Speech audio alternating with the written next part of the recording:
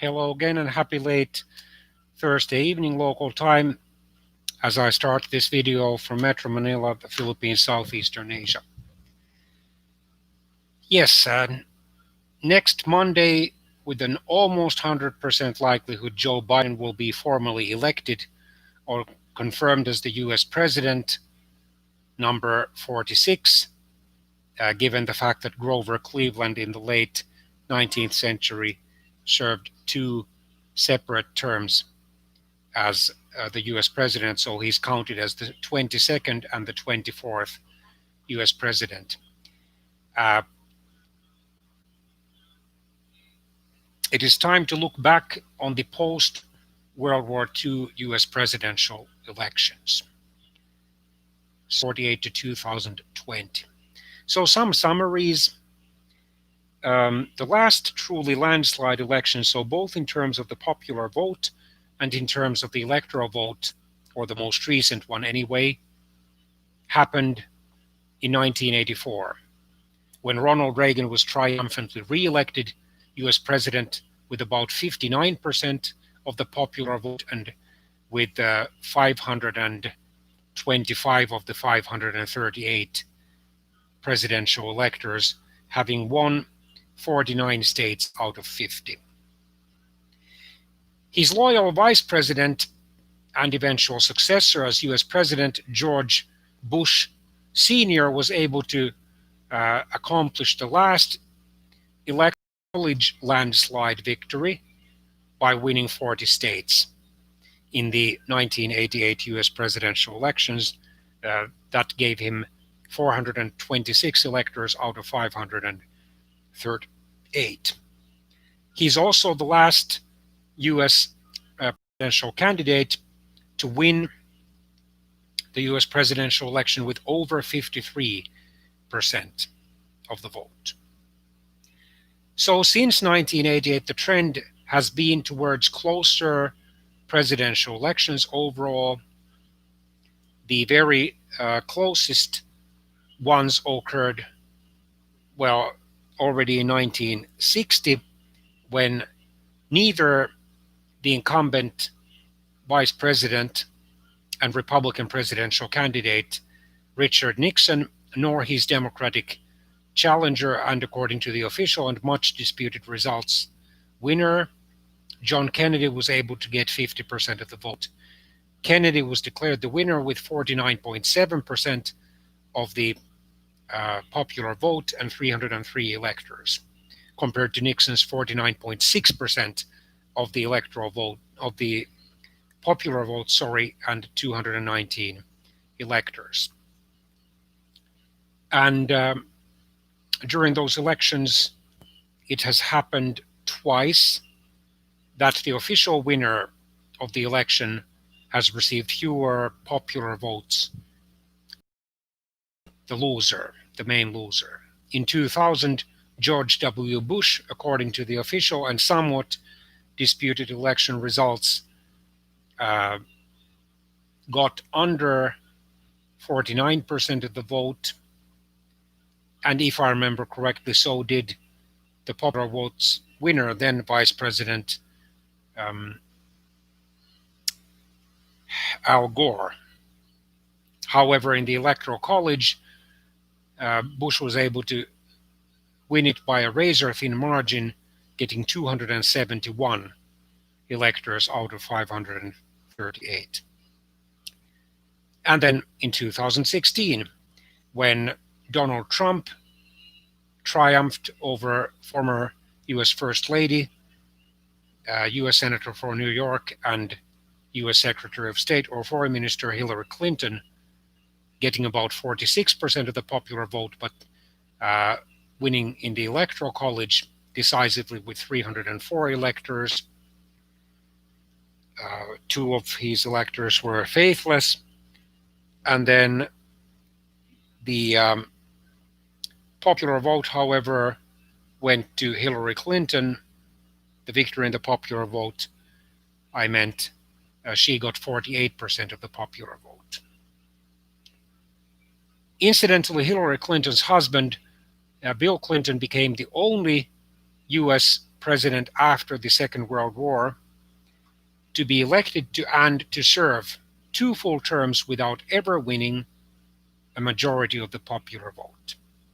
He came close in his successful re-election bid in 1996 with over 49% of the popular vote.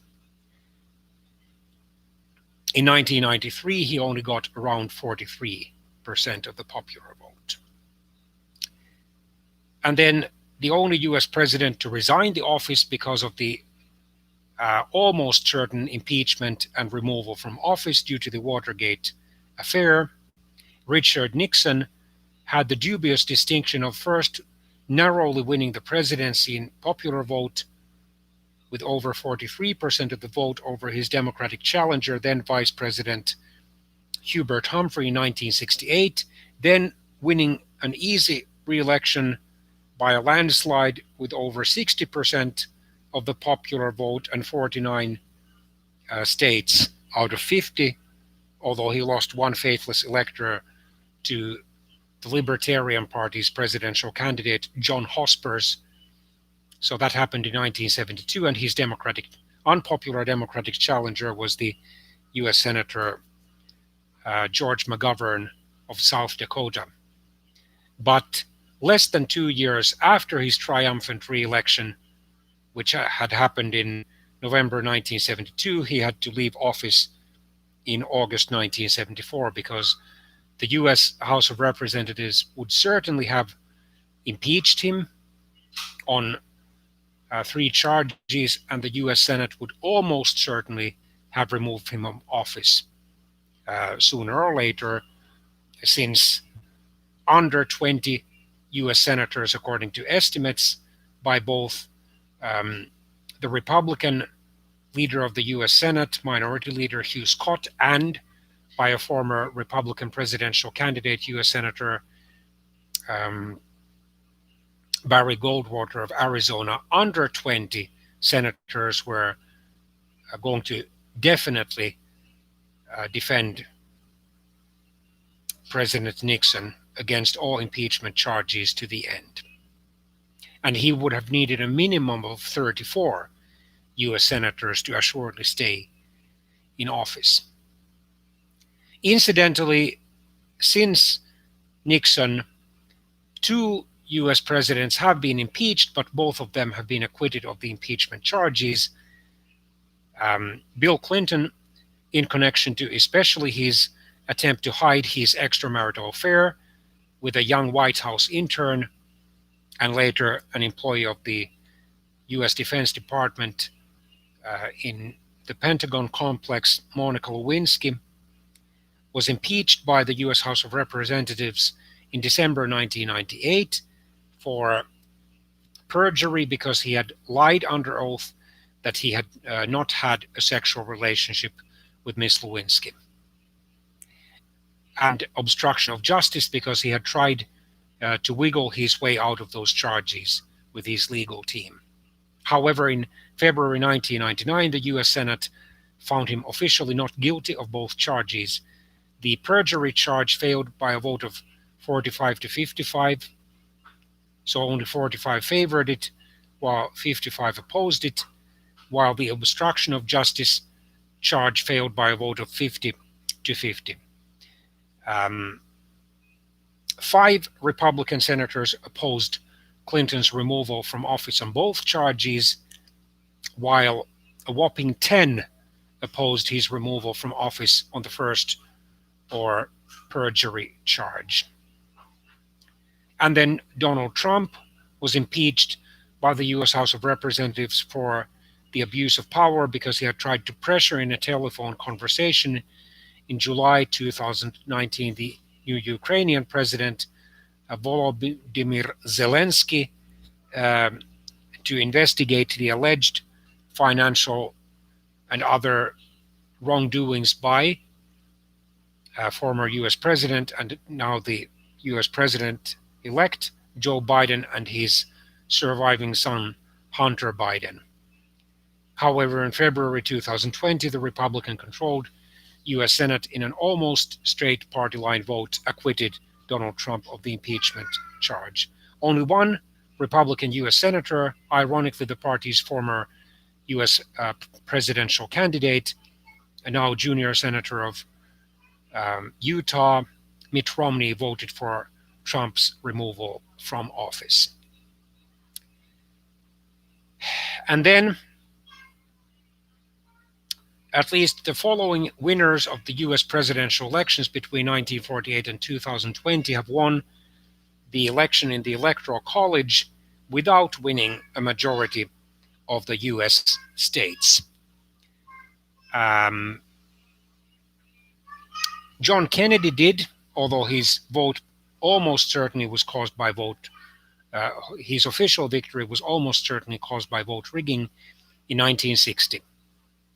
Only 22 states were carried by him, 26 were won by his Republican challenger and the election's likely actual winner, Richard Nixon, while 2 states in protest at Kennedy's liberal anti-segregation views voted for a non-candidate, the conservative Republican and segregationist U.S. Senator of Virginia, Harry Byrd. Then in 1976,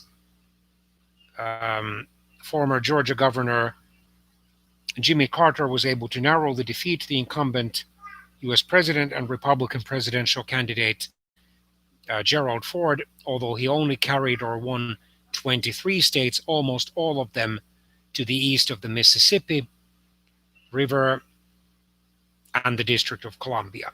Ford earned the dubious distinction of winning the largest number of states while losing the presidential election in the Electoral College. He won 27 states. And then the current US President-elect Joe Biden, who won exactly half of the states, 25 states in the recent 2020 US presidential elections. So let's look more closely at those election results. Back in 1948, the incumbent president was Harry Truman, who had succeeded Franklin Roosevelt when the latter had died officially of cerebral or brain hemorrhage in April 1945. Truman had served almost exactly 3 months as the U.S. vice president. Ironically, one of his opponents was a former U.S. Vice President Henry Wallace, who ran as the Progressive Party's candidate. He was a liberal Democrat with a notable tolerance towards socialism, social democracy, and even to some extent towards communism. While the then governor of South Carolina, Strom Thurmond, ran as a conservative segregationist Democrat under the Dixiecrat or states' rights party's label. Truman was able to win the election, carrying 28 states, despite the fact that almost all the pre-election opinion polls, although at the time they were not very reliable, because most likely they were based on either telephone interviews or some other polling mechanisms that tended to favor the wealthier and more likely Republican voters. In any case, almost all the pre-election votes predicted that Governor Thomas Dewey of New York, who was considered a liberal to moderate Republican and who had already challenged the ailing incumbent President Franklin Roosevelt in 1944 and had received a respectable 46% of the vote, which had been more than any of the previous Republican challengers of Franklin Roosevelt in the presidential elections of 1932, 1936, and 1940. That Dewey would win the election, and according to American historians Alan Nevins and Henry Steele Comminger, Dewey took his likely or predicted victory for granted, talking about little but national unity as the election day approached. While Harry Truman, in his feisty campaign, charged the Republican-controlled Congress as the do-nothing 80th Congress and claimed that that election campaign had given a new meaning to the GOP or Grand Old Party, grand old platitudes or flat and like too rounded and too general statements. Okay, Truman got 49.6% of the popular vote, or over 24.1 million. Dewey got 45.1% of the popular vote, or just under 22 million, while Strom Thurmond got 2.4% of the popular vote, over 1.1 million, and a similar amount of the vote or number of votes was garnered by Henry Wallace, who, however, was able to carry no states. Truman carried or won 28 states. Dewey only won 16 states, including his home state, New York. And Dewey's states were Oregon on the Pacific coast, and then North Dakota, South Dakota, Nebraska, and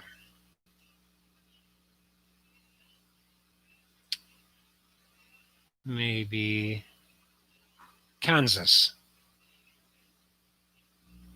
And then he was able to carry Michigan, Indiana, Pennsylvania,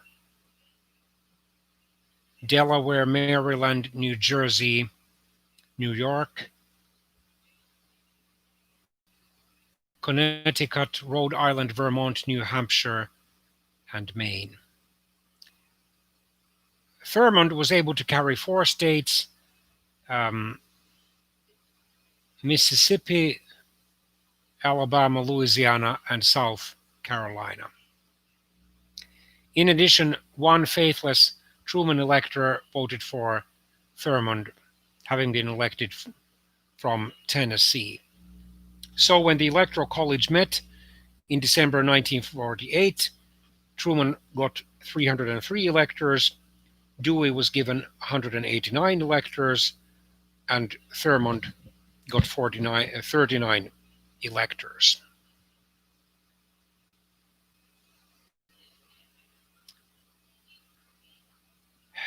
In the 1952 US presidential elections, the incumbent president withdrew in early 1952 after humiliatingly losing the New Hampshire primary.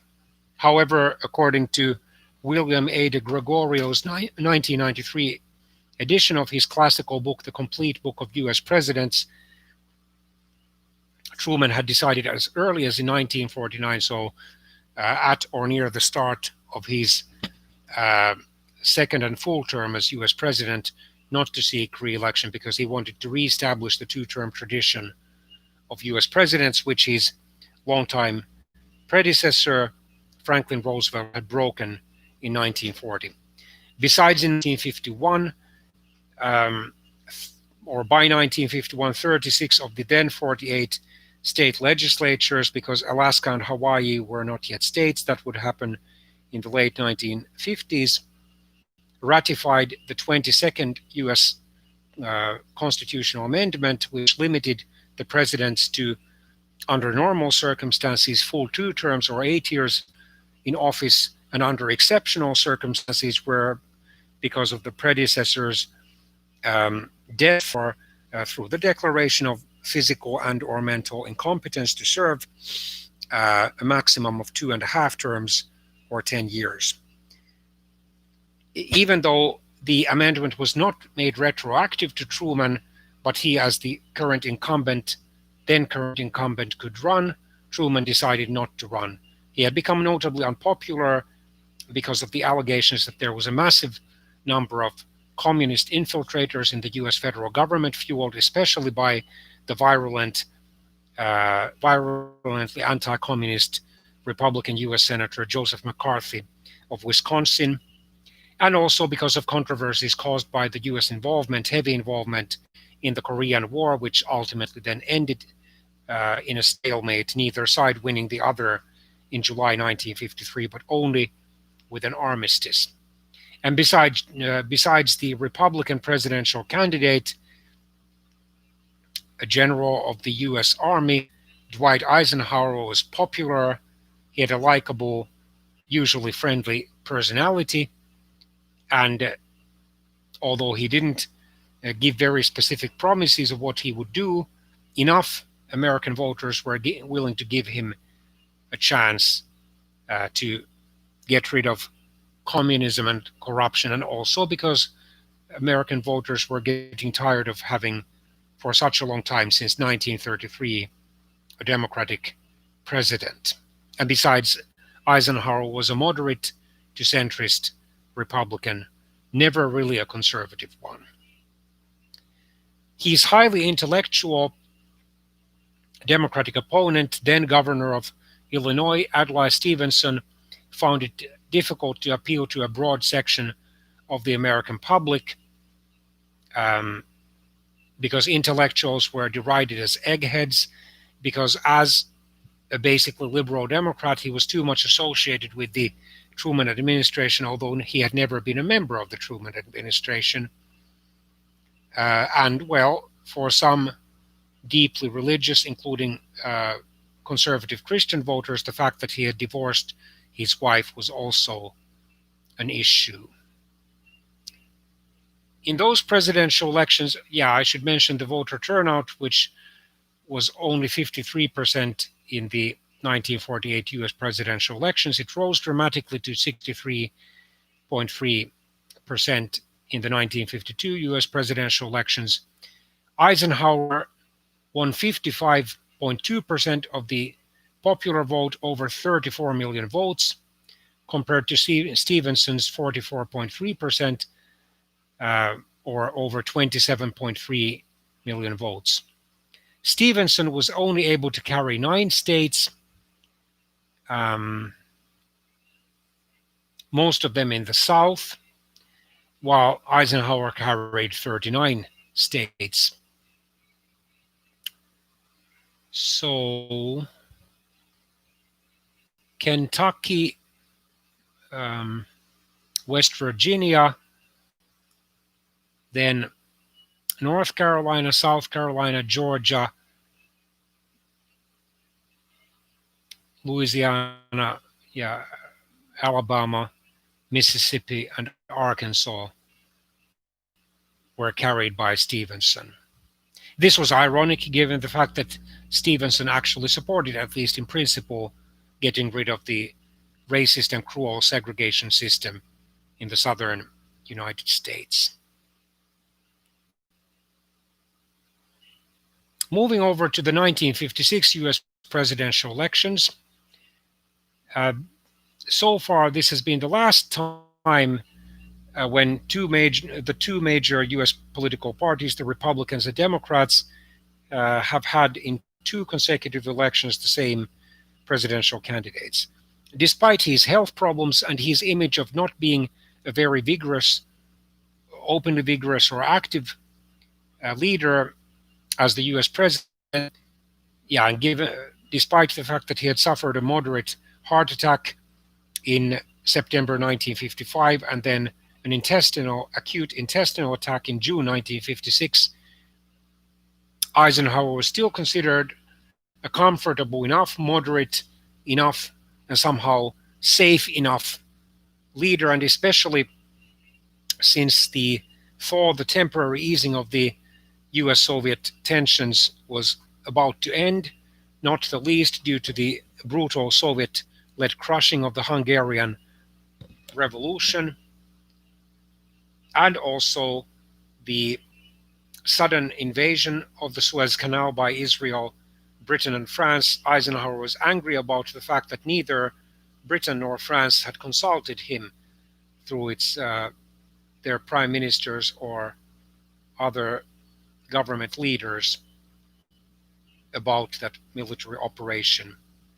So the slogan, "Don't change horses," in the mainstream, and also the fact that the United States had been reasonably prosperous during the first term of President Eisenhower, favored the re-election of the incumbent. Also, the Republican vice presidential candidate was the same as in 1952, Richard Nixon. Stevenson did have another running mate in 1952. John Sparkman, U.S. Senator for Arkansas, had been his running mate, while in 1956 it was Estes Kefauver, the U.S. Senator, senior U.S. Senator for Tennessee, if I remember correctly. Well, anyway, a U.S. Senator. So Eisenhower was able to even increase his victory margin over Stevenson compared to 1952, winning or over 26 million, a total of 457 electors. In 1952 had won 39 states, which had given him 442 electors. And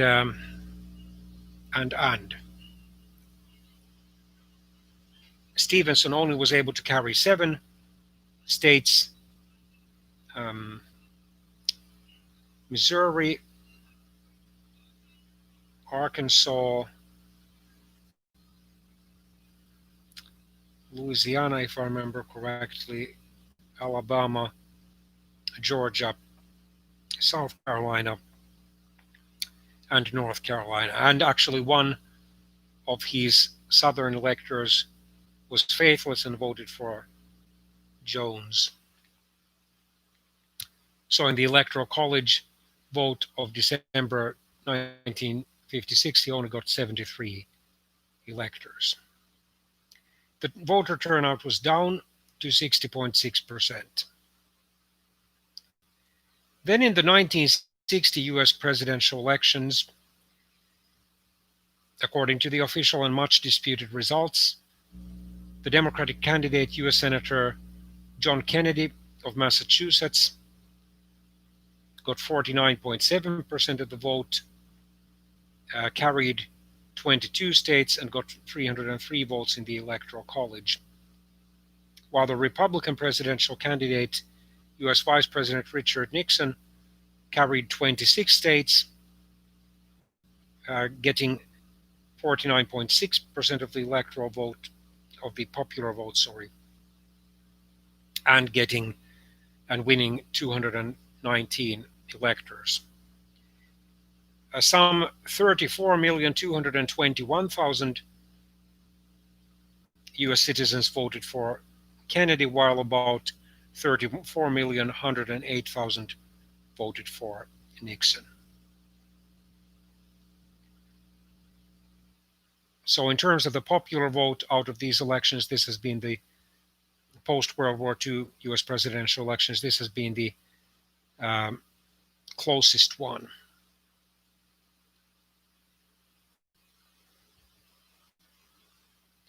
And as I said, 15 electoral votes were cast by Southern conservative Democratic electors for non-candidate, the conservative and segregationist Democratic Senator Harry Byrd of Virginia. Then in 1964, it was a landslide election. Yeah, I should note the voter turnout was 62.8% in the 1960 US presidential elections.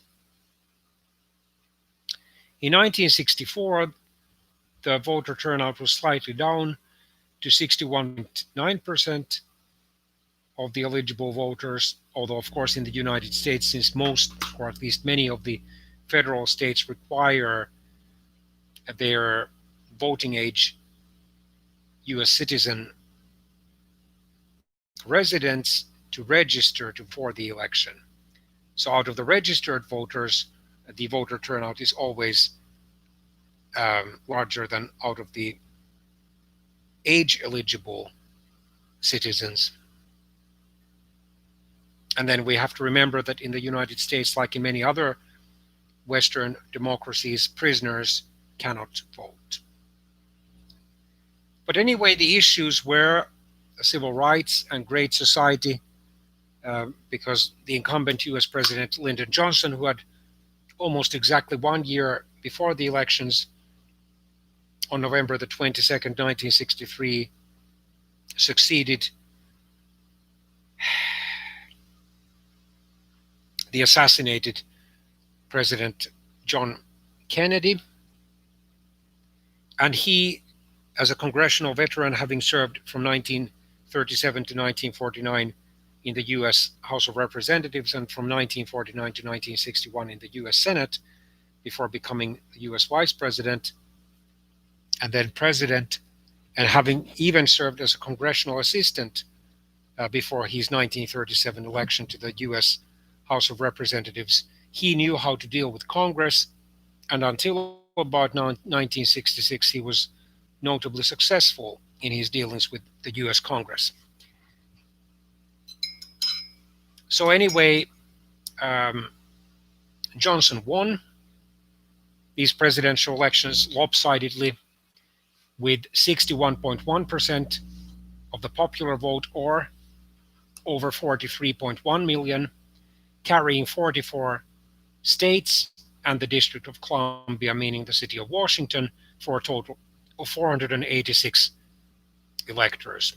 While he's then conservative, but curiously enough, in retirement in the late 1980s and 1990s, turned libertarian, Republican opponent, then U.S. Senator for Arizona, Barry Goldwater, was only able to get 38.5% of the vote and over 27.1 million popular votes, and to carry 6 states: his home state Arizona, and then Mississippi, Louisiana, Alabama, Georgia, and South Carolina, for a total of only 52 electors. However, his campaign galvanized conservative Republicans, including a former Democrat and still then film actor Ronald Reagan, who gave a stirring speech too late to help Goldwater in his presidential campaign, which was probably doomed from the start given his then strictly conservative views, but which anyway helped launch Reagan's political career and arguably helped launch the neoconservative movement, which then benefited the Republicans starting in 1968. And actually, Lyndon Johnson privately said that he knew that the South would become Republican in the near future, because he supported the Civil Rights Act.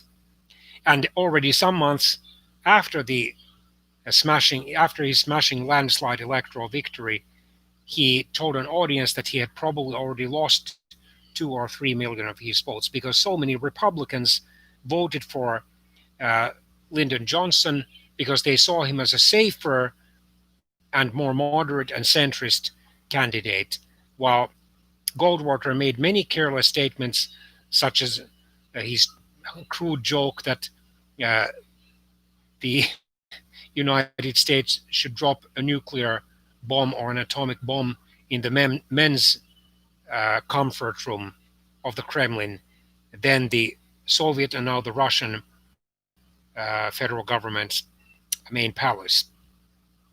And also he claimed that the Civil Rights Act of 1964, which officially ended public sector racial segregational system, was a predetermined bureaucratic schedule of equality which violated the Americans' right to a freedom of association, the freedom not to associate with ethnic or racial minorities if the white majority's members so chose.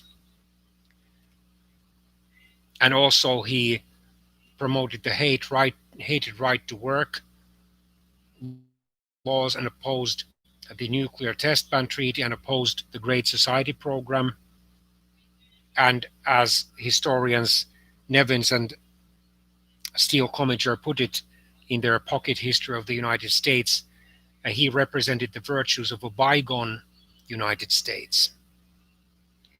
And he also carelessly said, maybe jokingly, that it was the United States would be a much better country if the east coast was sawed off the rest of the country and floated out to sea, because the eastern coast, especially the northeastern coast, New England, has been a notable bastion of political, social, culture, and cultural liberalism.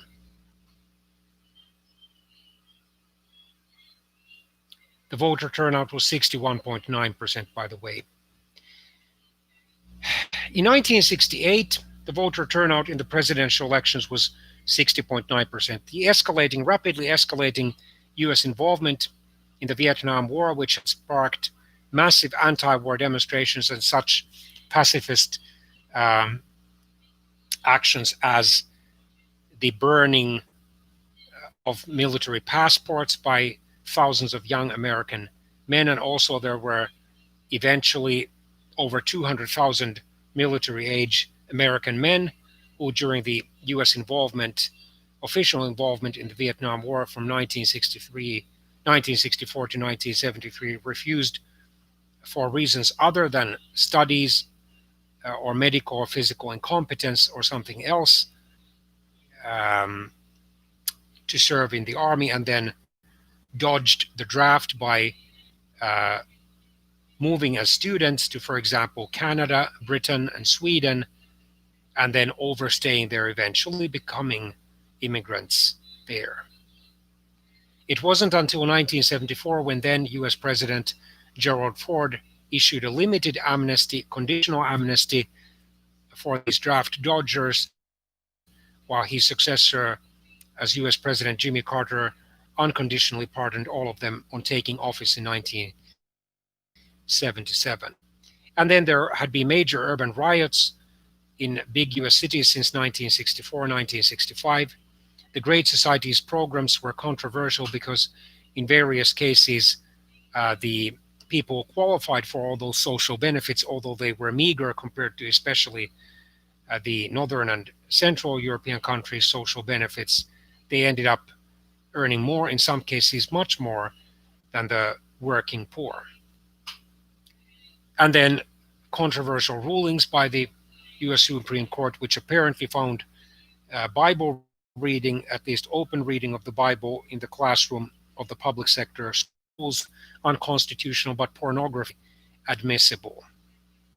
Already in 1962, in an equally controversial decision, the US Supreme Court had found that the recitation of a Christian or some other religious prayer publicly at the nation's public sector schools was unconstitutional, violation of the separation of church and state. Although a minority of the U.S. Supreme Court's justices, including the centrist moderate Justice Potter Stewart, disagreed, because he could not see how that prayer, the recitation of religious prayer, would violate the separation between church and state.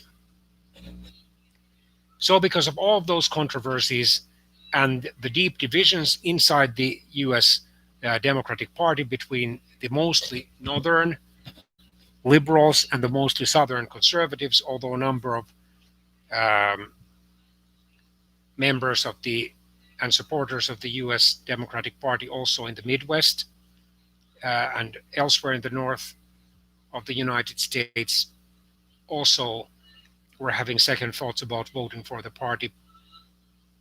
And then between those who favored a quick and unconditional withdrawal from the US involvement in the Vietnam War, and those who preferred a conditional and gradual withdrawal, like Vice President Humphrey. Like eventual withdrawal, yes. Victory. Very narrow in terms of the popular vote, clearer in terms of the electoral vote. 43.4% of the valid popular votes were cast for him, or over 31.7 million, while Vice President Hubert Humphrey, as the Democratic presidential candidate, got 42.7% of the popular vote, or over 31.2 million. Then conservative and segregationist Democrat, former Alabama Governor George Wallace, who ran as a third party or American independent presidential candidate, got 13.5% of the popular vote, or about 9.9 million votes. Nixon was able to carry 32 states, Humphrey 13 states, and Washington, D.C., while Wallace carried 5 states, um, Arkansas, Mississippi, Louisiana, Alabama, and Georgia.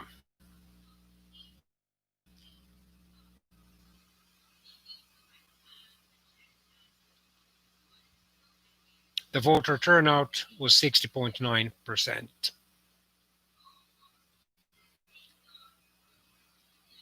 In 1972, the voter turnout was sharply down to 55.2% because so many Americans saw little point in voting, since it was already a foregone conclusion that the incumbent US President Richard Nixon would win. The only suspense was by how wide margin he would win. His domestic policies had been moderately successful despite rising inflation rate and gradually rising unemployment rate, although in 1971 he had, generally speaking, down. The worst anti-war protests had ended, and generally speaking, the United States seemed to be on the way back to normalcy.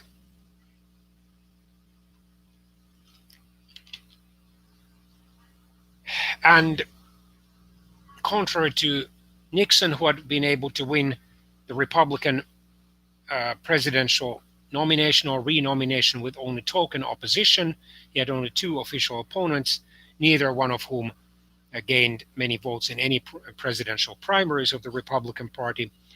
The Democratic nominee, U.S. Senator George McGovern of South Dakota, had to fight a long and bruising campaign against several major opponents, such as former Vice President Hubert Humphrey, who had returned in 1971 to the U.S. Senate representing the state of Minnesota.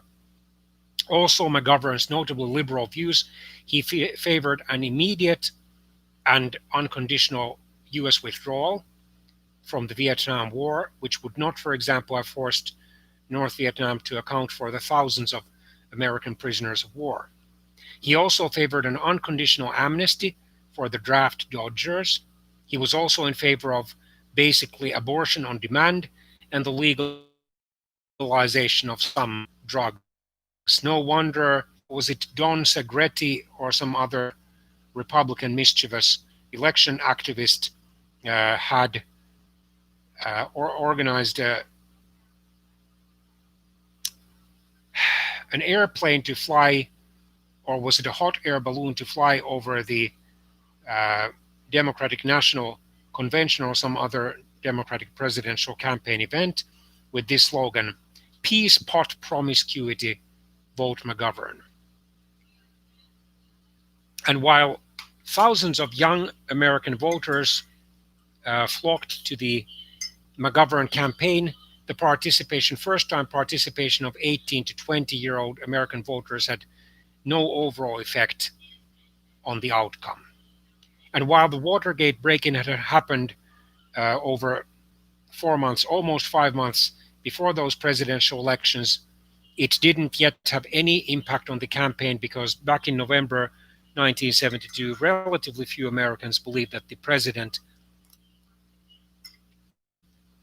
meaning Richard Nixon, was in any direct way responsible for that affair.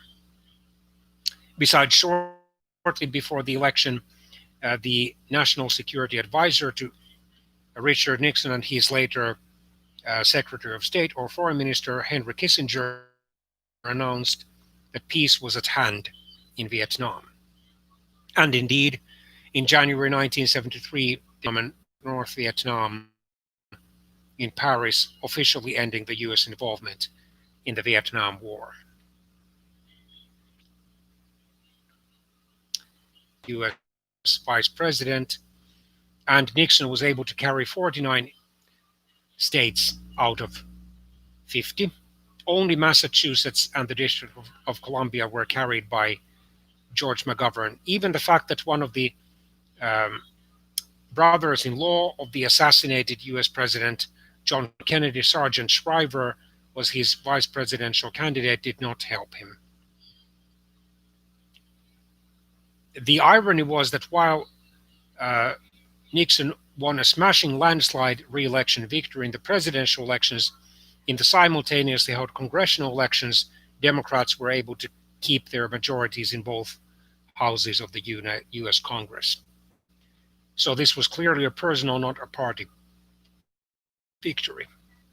60.7% of the valid popular votes, or over 47.1 million, were cast for Richard Nixon, while McGovern only got 37.5% of the vote conservative, while in 1964 it had been clearly more liberal and democratic. Then in 1976, one of the major election issues was the sordid legacy of Richard Nixon, despite the fact that he had resigned as president under the threat of impeachment and removal from office in August 1974. And while his successor, Gerald Ford, was considered a much more honest, trustworthy, and honorable and likable person, according to some opinion polls, he was not considered a very capable leader given the huge economic and other problems that the United States had. Stagnant growth and rapid inflation. Indeed, early in his presidency, he had tried to encourage the Americans to focus on reducing the inflation rate under his win or whip inflation now campaign. He also faced a recession, which, however, he tried to get rid of by a huge stimulus package, which caused the largest US federal budget deficit until that time. In 1976, the US output did increase by 7%. The unemployment rate did fall below 8%. However, the economy started to slow down in the second half of 1976. And while Ford was not involved personally in the Watergate affair, let alone its cover-up, the very fact that he happened to serve as the US vice president for 8 months from December 1973 until Nixon's resignation in August 1974, and the very fact that he pardoned just 30 days after taking office, so in early, committed while still in office as US president, raised suspicions among tens of millions of Americans that there had been some sort of a secret deal between Nixon and Ford. In other words, that Nixon had chosen to resign in Ford's favor with the implicit understanding, allegedly implicit understanding, that Ford would pardon him. Ford insisted to the end of his long life, he died in 2006, that there had been no deal and that he had, out of pity for Nixon and especially for the American people, decided to end the ugly dreams, bad dreams and ugly passions aroused by the Watergate. He self-identified as a born-again Christian. Back then he was a Southern Baptist, now he's a more liberal Baptist. And while Gerald Ford was also a professing Christian, more specifically an Episcopalian, as he did in his autobiography, Time to Heal, published in 1979, he felt uncomfortable advertising his religious beliefs. Besides, Ford was a Freemason, while Carter was not. Well, to put a long story short, the United States was deeply divided in those presidential elections, mostly on an east-west axis.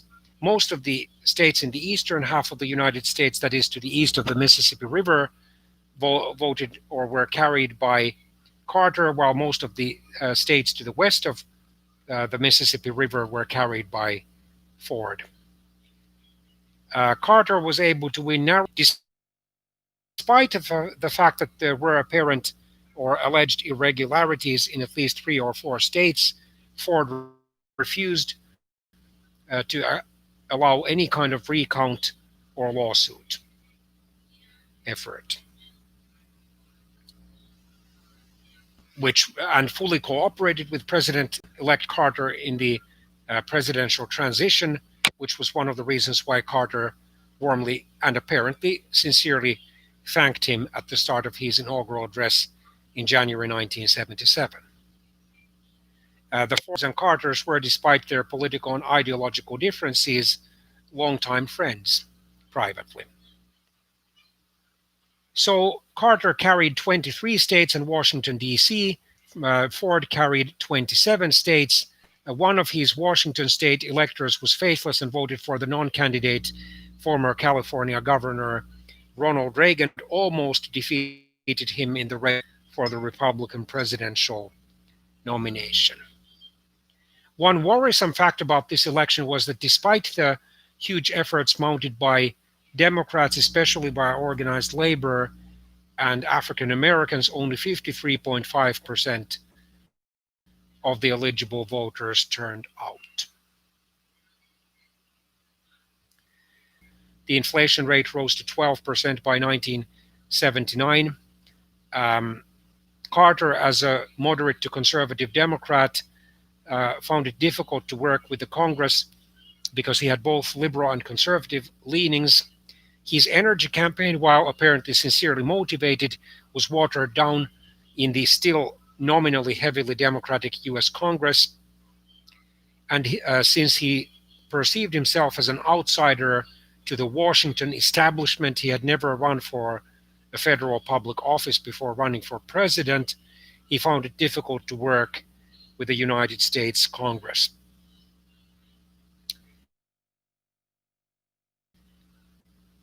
He was able to persuade Israel and Egypt to recognize each other in the Camp David in 78 and 99.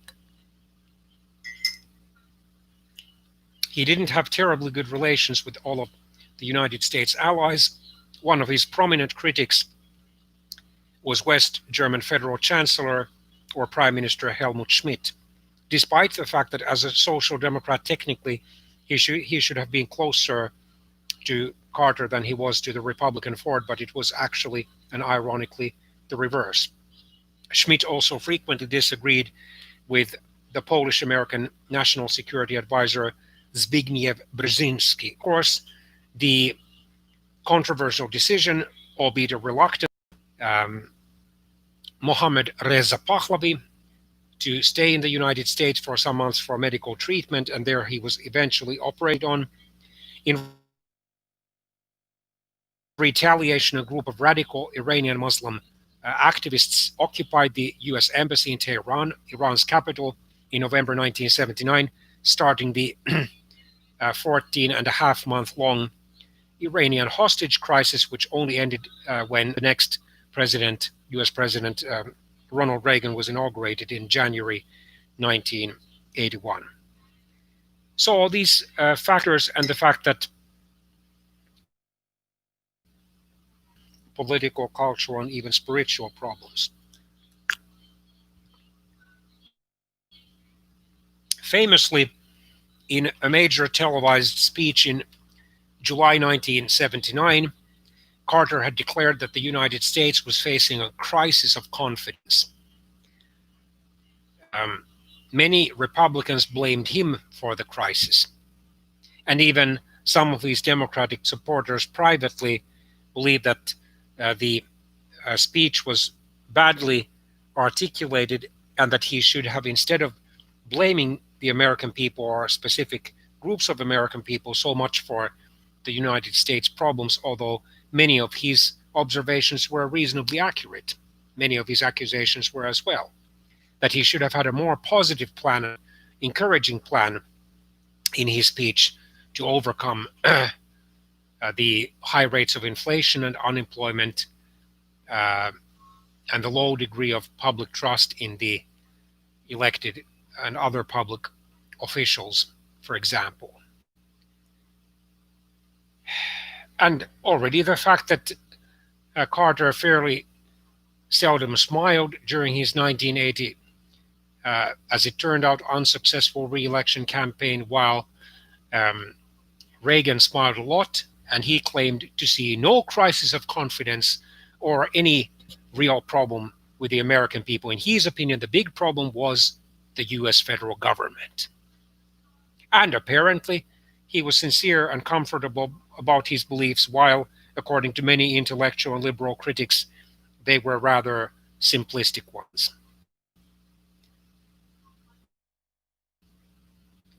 Well, the voter turnout still declined to 52.6%.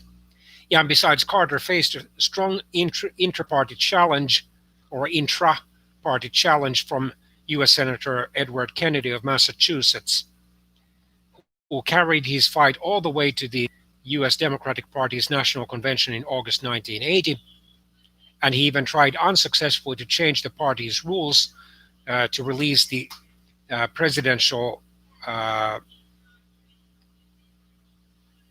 delegates from their first ballot pledges. After this effort failed, he finally withdrew, and then he delivered his stirring speech, "The Dream Shall Never Die."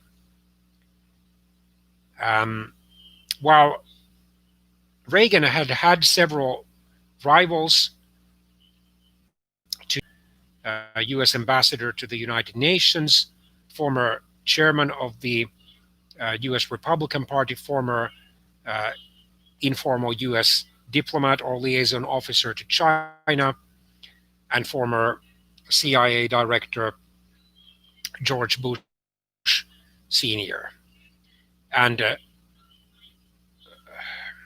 Reagan easily defeated Bush also, but then, in order to heal some wounds of the party unity and also in order to appeal to somewhat more moderate voters, Republican leaning voters, he chose Bush as his running mate. One of Reagan's unsuccessful opponents in the early Republican primaries, moderate to liberal Republican Congressman John Anderson of Illinois, chose to run as an independent. And while he did siphon off votes, potential votes from Carter and Reagan, his presence did not decisively affect the election, but because, according to Henry Steele Commager, even if uh, Carter had received all the votes that went to Anderson, Reagan would still have triumphed over Carter, having over 300 electors. So Reagan won a lopsided landslide victory with 50.7% of the popular vote, or over 43.9 million. Carter got only 41% of the popular vote, over 35.4 million, while Anderson took 6.6% of the vote, or over 5.7 million. Reagan carried 44 states. Carter only was able to, was it Maryland and Rhode Island. Anderson didn't carry any state.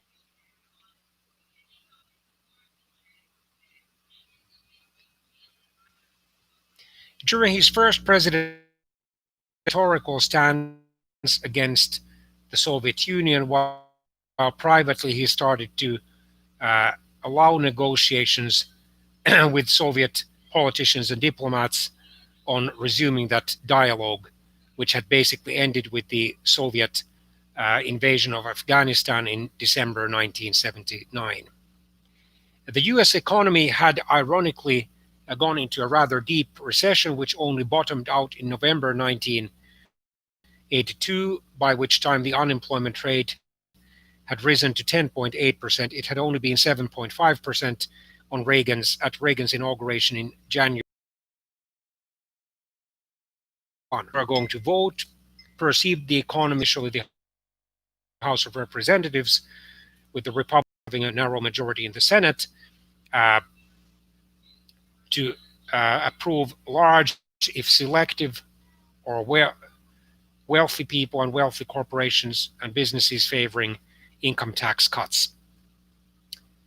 And then Reagan might have won some sympathy votes over his tough anti-Soviet rhetoric and over the lavishly organized and advertised and covered broadcast Los Angeles Summer Olympics in August 1984. The voter turnout marginally rose to 53.3%, and of course, what helped was that Reagan promised only as a last resort to raise taxes, while his Democratic opponent, former Vice President Walter Mondale, said that the US federal budget deficit, while Reagan then used his own line, there they go again, tax and spend, tax and spend. And his theme was, it's morning in America. The Democratic vice presidential candidate, Congresswoman Geraldine Ferraro, the first US woman to be nominated by a major political party as a vice presidential candidate, generated a lot of interest. The Democrats did not gain votes overall as a result. Like Nixon in 1972, Reagan carried 49 states, and this time he had no faithless. This time there were no faithless electors. Mondale only was able to narrowly carry his home state Minnesota by under 4,000 votes and the District of Columbia. 58.8% of the valid votes, or over 54.4 million, were cast for Ronald Reagan. Mondale only took 40.6% of the popular vote, or over 37.5 million votes. 13 electors.